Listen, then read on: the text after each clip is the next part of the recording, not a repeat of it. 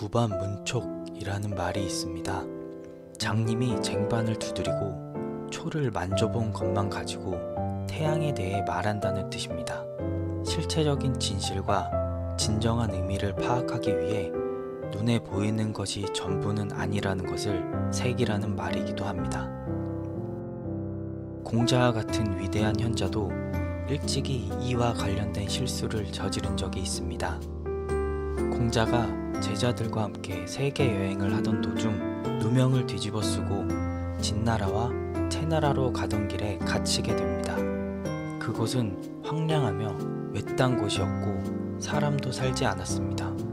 공자와 그의 제자들은 7일 동안 쌀 한 톨도 먹지 못해 배가 고파 어쩔 수 없이 누더기 집에서 잠시 머물렀습니다. 아내는 공자의 가장 위대한 제자로 먼 길을 떠나 밥을 구걸하여 쌀을 얻고 돌아와 공자를 위해 밥을 지었습니다. 허기진 배를 움켜쥐고 낮잠을 자고 있던 공자는 밤 냄새에 눈을 떴는데 어디서 얻어왔는지 아내가 밥을 짓고 있었습니다. 잠결에 보니까 아내는 솥 속에 손가락을 넣었다가 빼고는 거기 묻은 밥알을 입안에 넣는 것이었습니다. 공자는 속으로 괘씸하게 생각했지만 못 본 채 했습니다. 잠시 후 아내가 밥을 들고 와 공자에게 주었습니다.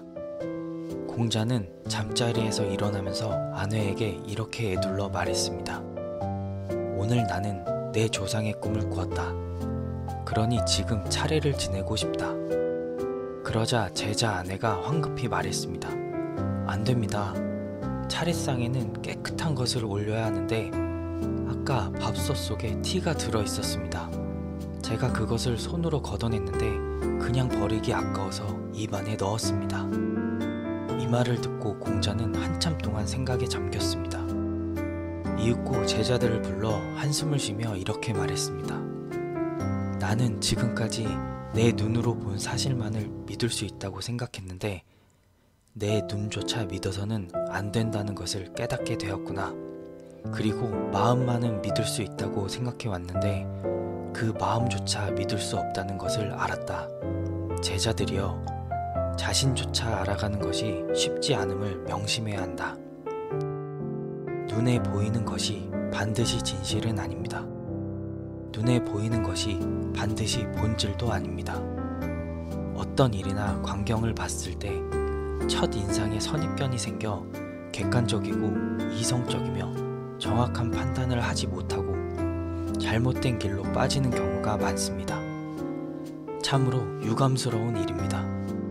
사실 문제와 직면했을 때 먼저 자신을 진정시키고 현상과 감정을 분리하고 과거의 인생 경험과 모든 측면에서 의견을 종합한 후 마지막에 판단을 내리는 것이 문제를 전면적이고 깊이 이해하는 데 도움이 될 것입니다.